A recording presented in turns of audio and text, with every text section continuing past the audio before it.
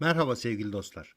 Uzun süren uğraşılardan sonra sonunda piyasalarda başarılı olmanızı sağlayacak teknik yapıları birleştirip tek bir grafikte göstermeyi başardık. Yaklaşık 6 aylık bir çalışma oldu ve emeğimize değdiğini düşünüyoruz. Bu çalışmada TradingView altyapısını kullandık ve bir sürü zaman aralığında yüzlerce kombinasyon deneyerek en iyi sonuçları aldığımız osilatör ve indikatörleri birbirleriyle ahenk ile çalışması için birleştirdik. Tabii ki bu süreçte birçok script yazarının çalışmasından da alıntılar yaptık. Kendi deneyim ve gözlemlerimizi de ilave ederek sonuca ulaştık.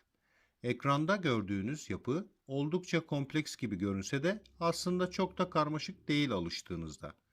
3 adet script oluşumumuz var burada. Bunlardan ilki kullananların aşina olduğu getTrend alarm yapısı.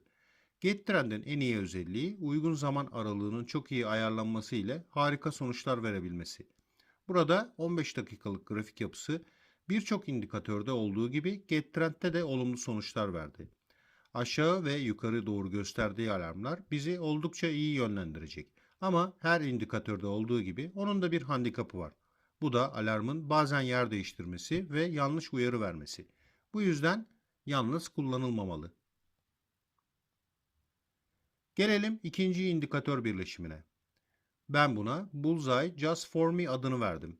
Üzerinde linear, MACD, VWAP, RSI, hacim, bar hacim yüzdesi, yüksek düşük bantları, hacimli zikzak, canlı takibi olan yakın ve uzak destek direnç çizgileri bulunmakta. Birazdan inceleyeceğiz grafik üzerinde. Üçüncü birleşim ise bizim düzenlediğimiz Fisher Transform. Uzun denemelerle Fisher'ın en yüksek çıktığı noktaları belirleyerek bu bölgeyi sınırladık ve dönüş noktalarına çok yakın yerde fiyat mesafesi adı altında bir alarm kurduk. Bununla da yetinmeyerek asıl dönüş çizgilerine küçük noktalar koyarak fiyatın yönünü tam olarak tayin etmek istedik. Ekranda altta gördüğünüz kırmızı ve yeşil dikey arka plan çizgileri fiyatın düşeceği yönünde bizi uyararak pozisyon almamızı kolaylaştırıyor. Küçük kırmızı ve yeşil yuvarlaklarda aynı şekilde fiyatın aynı yönde ilerleyip ilerlemediğini belirtiyor. Hepinizin bildiği gibi 15 dakikalık grafik aslında bize tam olarak asıl hikayeyi anlatmaz. Bunun için daha uzun süreli grafik yapılarına ihtiyacımız olur. Bunu ekran değiştirmeden yapmak isteyişimiz bizi altta sağda gördüğünüz tabloyu osilatöre eklememize neden oldu. Bu tabloda Evsam osilatör, Ultimate osilatör, CCI, Momentum, Boğa ayı gücü osilatörlerinin ve SMA, VMA ve MA'ların yani hareketli ortalamaların birleştirilmiş uyarılarını 1 saat, 4 saat ve 1 gün olarak net bir şekilde görebiliyorsunuz. En son sekme osilatör ve MA'ların genel uyarısını bize veriyor. Burada uzun vadede trend yönünü görmek son derece kolay. Al, sat, güçlü al ve güçlü sat uyarıları bize olayı net olarak özetliyor aslında. Şimdi gelin ana grafiğimize ve asıl indikatör birleşimimize göz atalım. Nasıl çalıştığını izleyelim. Öncelikle ekrandaki down aşağı anlamında, up ise bildiğiniz üzere yukarı işareti. Bunlar get trend alarmlarımız. Ortada geçen turkuaz turuncu çizgi VWAP çizgisi. Aynı zamanda MACD 0 çizgisini ifade ediyor ve birebir uyumlu çalışıyor. Bu anlamda fiyat bu çizgiyi aşağı kırdığında hacim fiyatını da kırmış oluyor ve MACD 0 altına geçiyor. En temel düşüş işaretlerinden bir tanesi de bu. Bir diğeri mumların üzerinde gördüğünüz küçük mor veya turkuaz üçgenler. Bunlar RSI göstergeleri.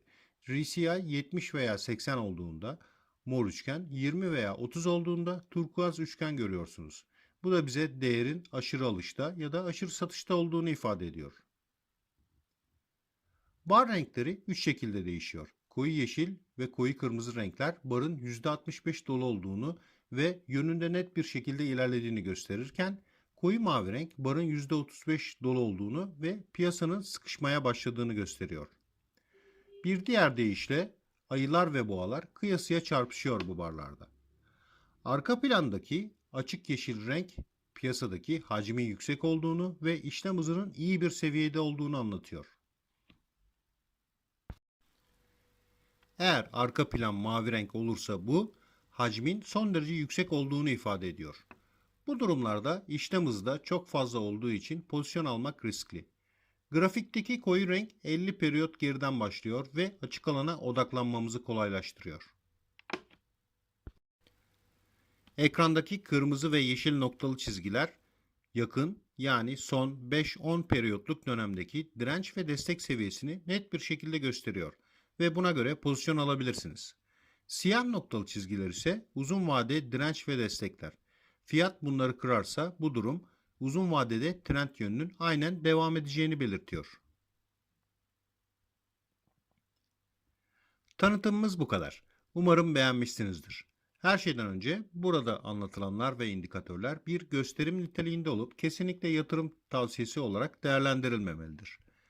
Videonun altında bana ulaşabileceğiniz kanallar mevcut. Emeğe saygı kapsamında bu grafik yapılarını text dosyası olarak sizlerle paylaşabilirim. Yapacağınız tek şey Pine Editör'de yeni gösterge açıp içindekileri silerek text dosyasını oraya yapıştırmak. Ardından kaydedip grafiğe ekle dediğinizde işlem tamamlanmış oluyor. Aynı zamanda bu konuda da iletişim kanallarım açık ve grafiğe eklemek konusunda tam bir desteğe sahip olduğunuzu da bilmenizi isterim.